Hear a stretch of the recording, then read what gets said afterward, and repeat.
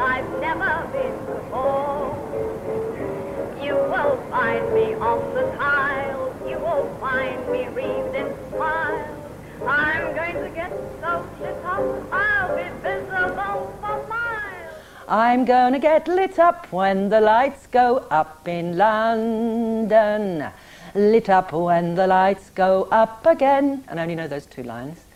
But that was the spirit of the blackout will be over. We'll be able to walk the streets. And I was out on VE Day, and I remember Queen Victoria with a pigeon on her head, an orange in one hand and a glass of beer in the other, statue, you know, and people laughing and shouting and full of hope. For 5 long years, the future had refused to be born. But out of the dark wreckage of war, Britain emerged as a country invigorated by a new hope. And it was soon to be a country with a new government, a new Labour government. Chairman and comrades, I have this evening accepted His Majesty's commission to call. In the 1945 election, over 80% of the armed forces voted Labour, creating the democratic tide that would sweep Clement Attlee's party into power. One positive thing that a war does, presumably, I don't know whether it does now, but it certainly then, is to pull people together. And during the war, this community spirit in the air raid shelters was formed very, very deeply. And the whole feeling of the beginning of a new kind of life. The Labour government was a huge bright star on the horizon, and there was optimism.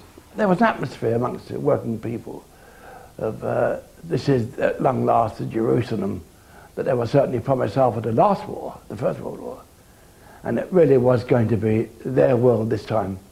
We were fighting because it's got to be different. They didn't want the 30s and the dole and the hunger marches. It's got to be different, and there was a real sense of, well, if you were building on the graves of your friends who'd been killed, you weren't going to let that all go for nothing.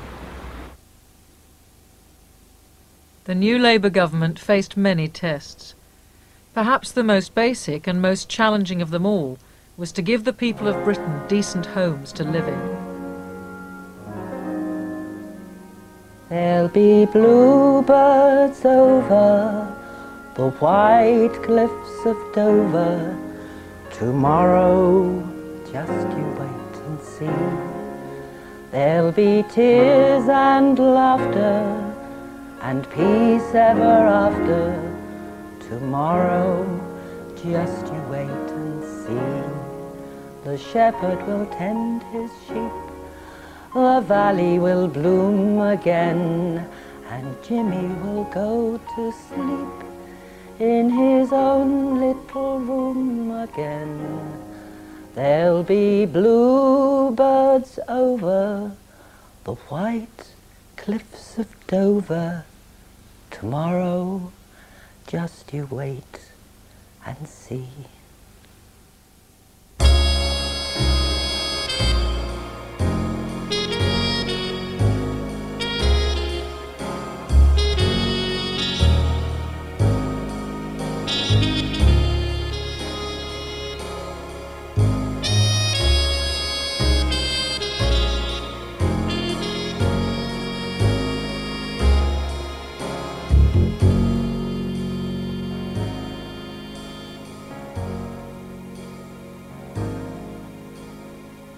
We had been bombed badly, and it wasn't only a question of people whose homes had been bombed, but the servicemen who were coming home, the children had been evacuated, and some of them were beginning to get to adolescence. And there was a totally different spirit from what there is now, that people had a right to a home. I am not prepared to associate myself with a policy where well-to-do people can afford to build luxury homes and poor people go without homes.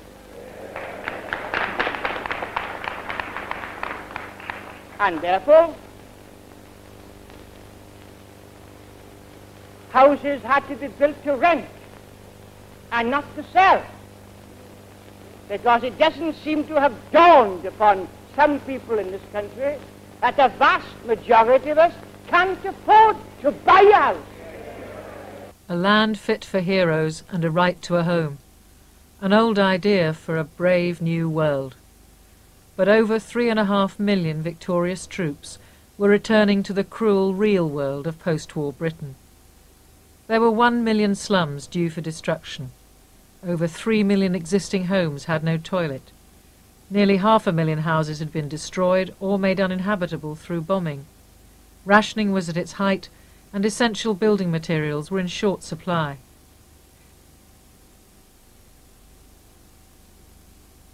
Nissen huts and emergency housing were the temporary solutions.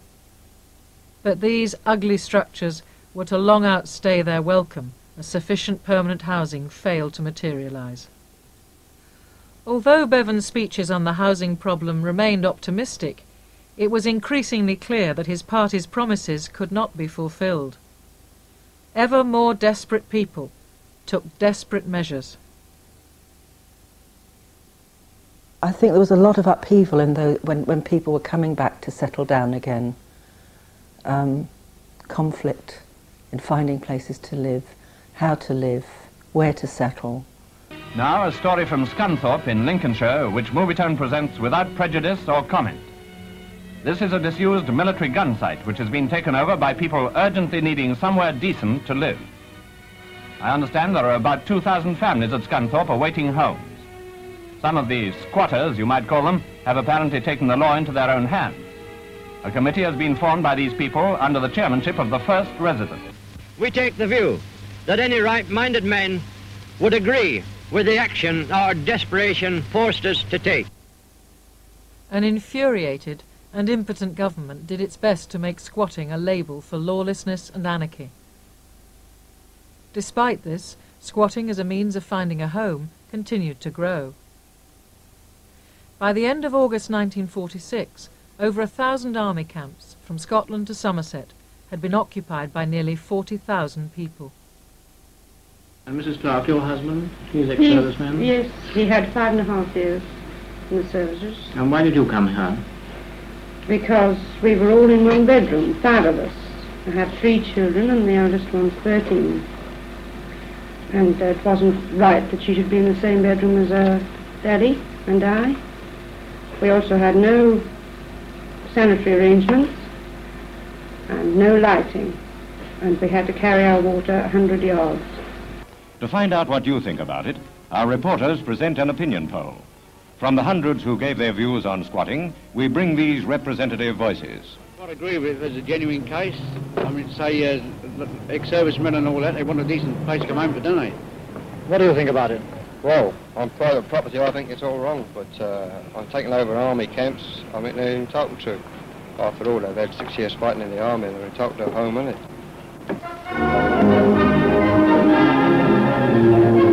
Peacetime battle report. The siege of London's Ivanhoe Hotel. On the pavement, police, pressmen and squatter sympathisers. Facing government action to evict them, the squatters carry on as best they can. The food supplies come up from below. Wholesale squatting in luxury flats and hotels turns the spotlight on a still desperate housing situation. Labour leaders say lawless acts by squatters can only lead to injustice and anarchy. Knight Bevan, I believe at the time, was on holiday in Switzerland. And when he was told that people were occupying empty buildings and hotels in the West End for accommodation, many with children in arms, his famous words were, infamous words were, how dare these people try and jump the queue? Well, in my humble opinion, I don't think that whilst there's any people in this country who require a place to live in, there should be any empty flats whatsoever. And it's not a matter, in my opinion, of being right or wrong. It's a question of the people letting the government see that they require these places to be taken over, that they mean business. It was certainly as a result of the then squatters' campaign, a genuine desire to have a roof over their heads, that the government was enforced to bring in the Requisitioning Act. That was the trigger. And that certainly then gave borough councils, local authorities, power to requisition empty properties.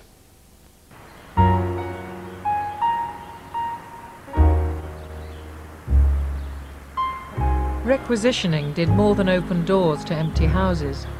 It opened people's minds to how things could be different in their society. For a few, it provided a glimpse of the future that so many had fought and died for.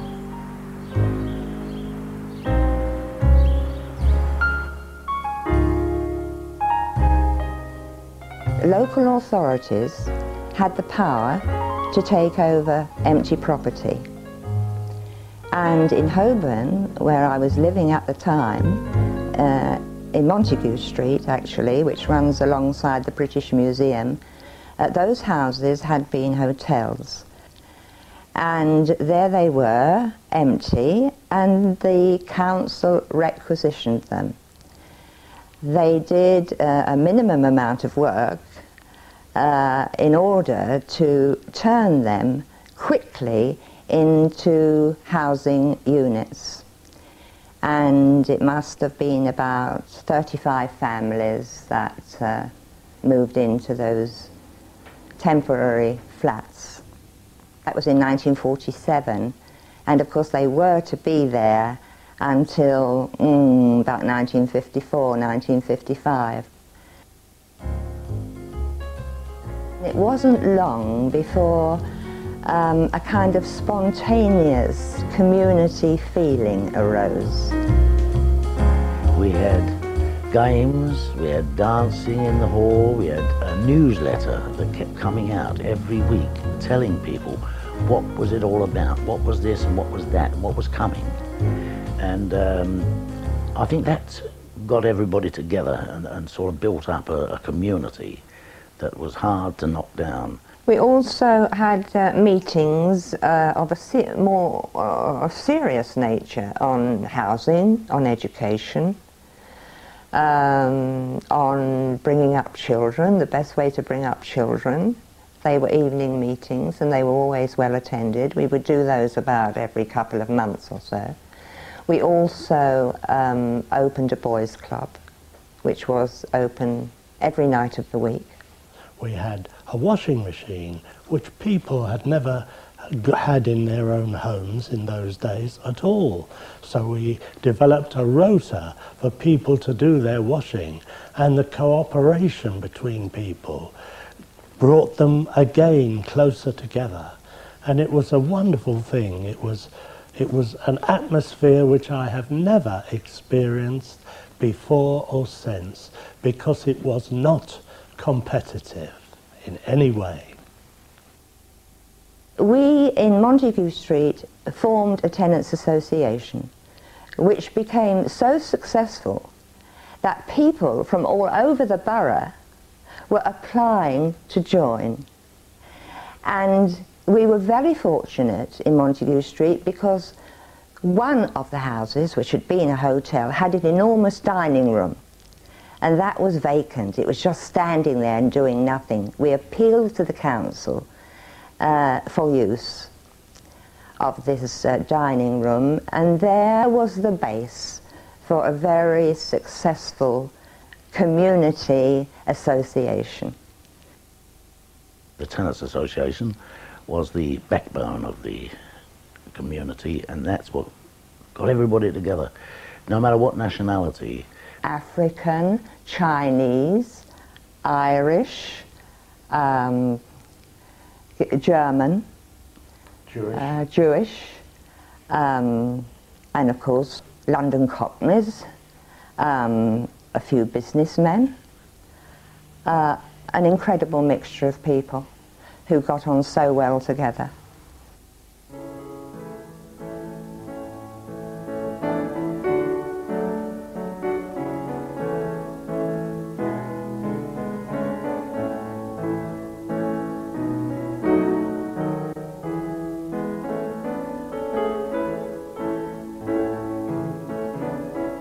We had a Miss J, didn't we, teaching the children dancing in the hall of the community.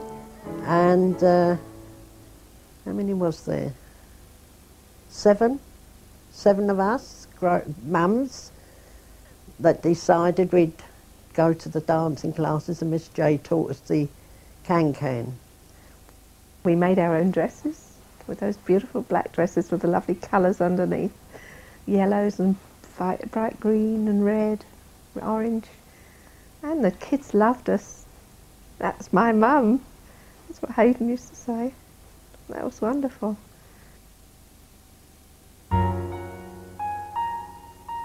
Our children were playing on a very busy street. There was nowhere else for them to play. The flats were tiny and the conditions were cramped.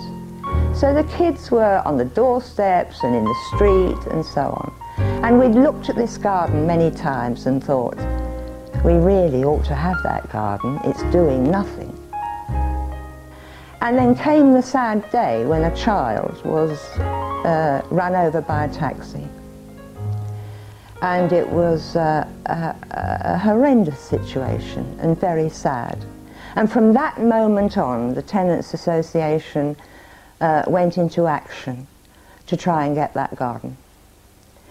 And we approached the Borough Council, and to our surprise, they requisitioned it.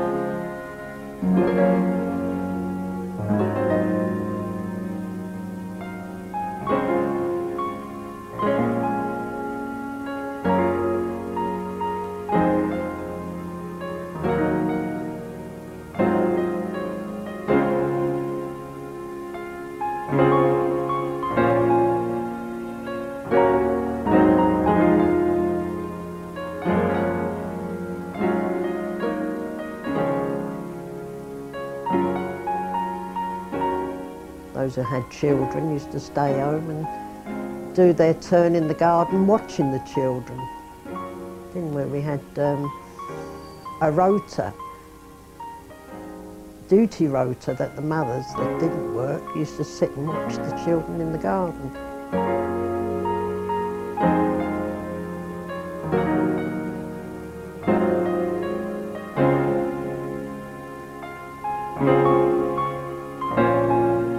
A lot of people wanted to participate at that time. That's the feeling I had. And certainly within the tenants' movement in the borough, there was that sort of feeling. There was a feeling of going right down to the children, of being a part of something, and that what you did mattered. Prepared to take responsibility for your own lives. What you had a right to expect. Do you know what I mean? That was legitimately yours, what you had a right to. After all, you know, you'd been through a war and made a hell of a lot of sacrifices. But it would have been part of, I would imagine, an upsurge of people's spirit when they realised that they had been kept distant from culture, distant from privilege. I mean, that was very definitely in the air. People felt they had a voice. They felt they were entitled, I think. That's what was waking up. That in that period, people, in a sense, were released to talk to one another and to realise they didn't have to live in the ghettos of either age or class that they had been confined to. After 5 years in office, Labour had to defend its record at the polls. The Labour government had implemented the 1944 Education Act and the Beveridge Report to bring about the welfare state. The National Health Service had been introduced and key industries nationalised. But for many people, day-to-day life had changed little. Wages were falling and unemployment rising. Food rationing was still in force.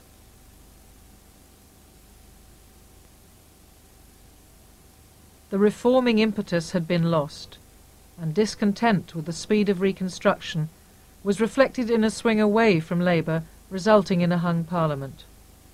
A second election, in 1951, saw Churchill's Conservative Party gain power with a small majority.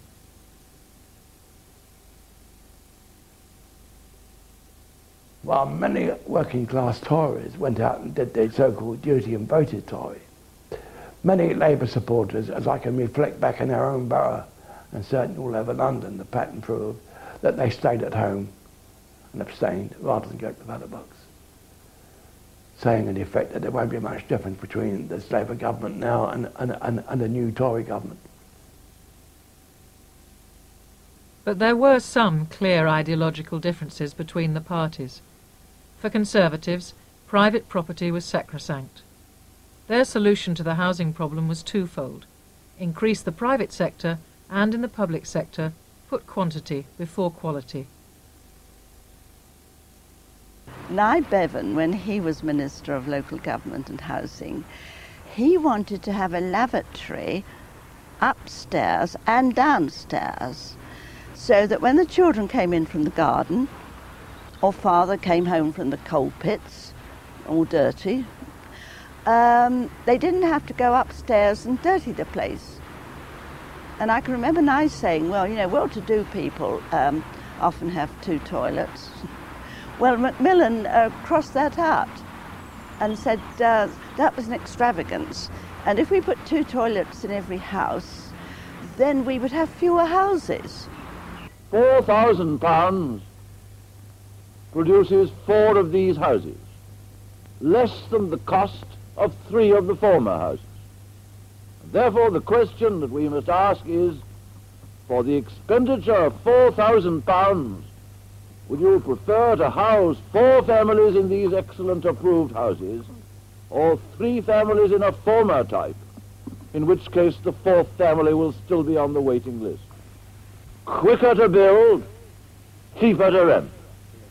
And those are fairly good recommendations for the 1952 and the 1953 vintage.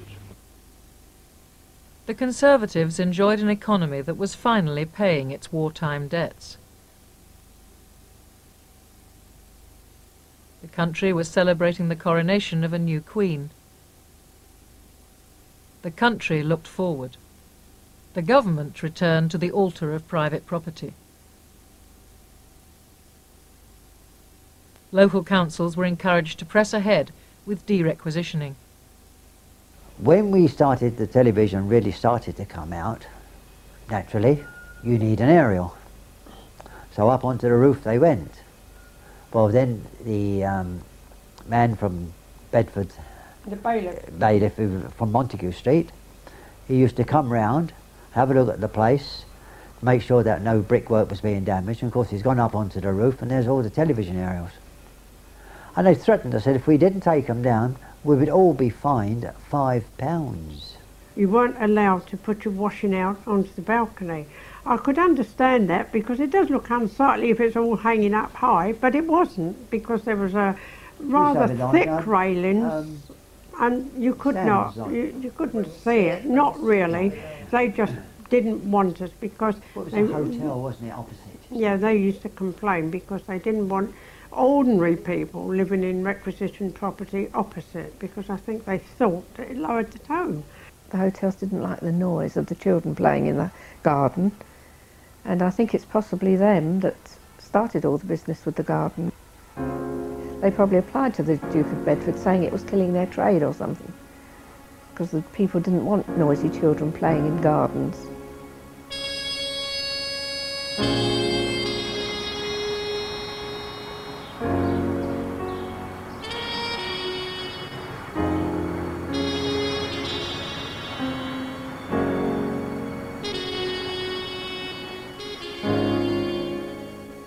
We got a letter saying that we had to return the key to the garden within 48 hours. They gave no justification whatsoever, but obviously what they wanted to do was not only begin to de-requisition the houses, but de-requisition the garden in order to turn it into its former showpiece, as it was before the war. Private. It was a private garden, and the hotels and residents paid, I think, £1 a year for a key, and it was for their exclusive use.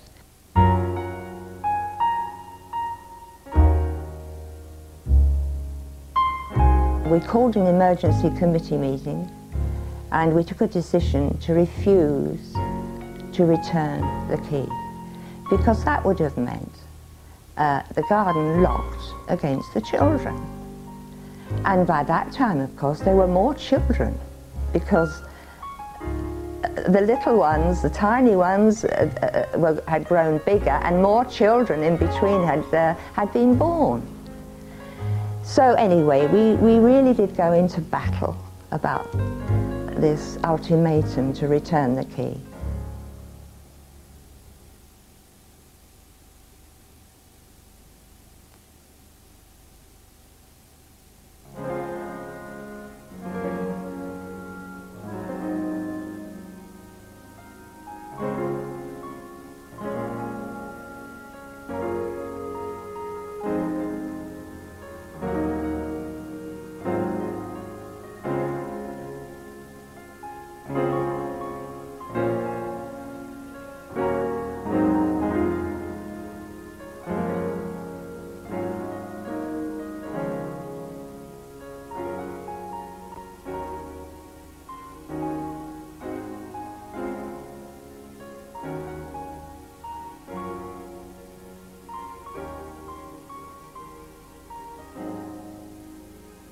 There'll be bluebirds over the white cliffs of Dover.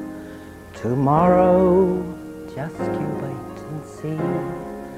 There'll be tears and laughter and peace ever after. Tomorrow, just you wait and see. The shepherd will tend his sheep. The valley will bloom again, and Jimmy will go to sleep in his own little room again.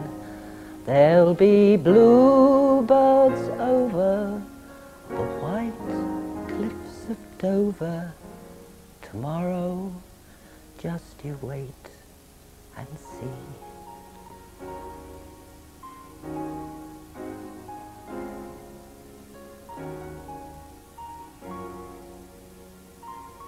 The group of the mums got together and decided to go to Whitehall to try and see Mr. Macmillan and put our case to him.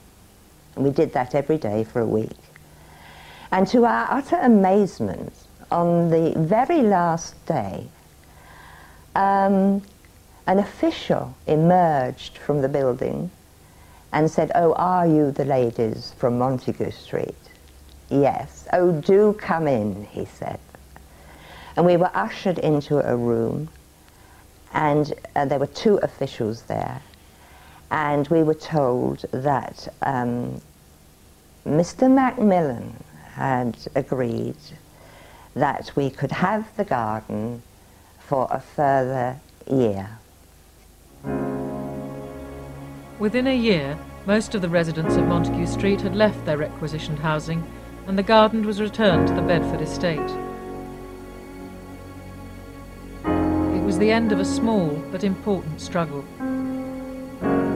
Throughout the country, such local difficulties were fading into history, but the issues they raised were never really resolved at the time, nor have they been since. Although the families were very grateful for the requisitioning order, which suddenly gave them a home, those homes were not adequate. They were very makeshift. I mean, they didn't have dining rooms and a sitting room and so on, you know, it was kind of all in one, and then a little bedroom here and there. And they knew it was temporary and they made the most of it, but they wanted something better. They didn't want to be in a situation where they were temporary. That was what the feeling was. The yearning for a permanent home. And of course, most of them all wanted a detached house with a garden. I certainly did.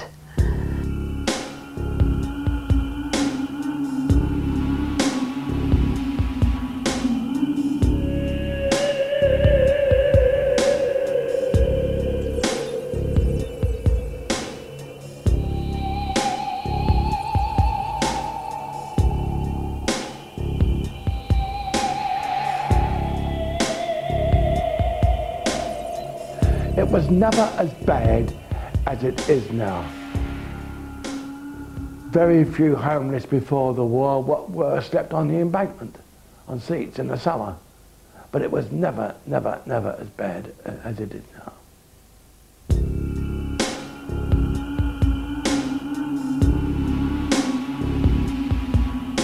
The equivalent amount of people that are sleeping rough and homeless compares with the number of empty properties and vacancies that there are.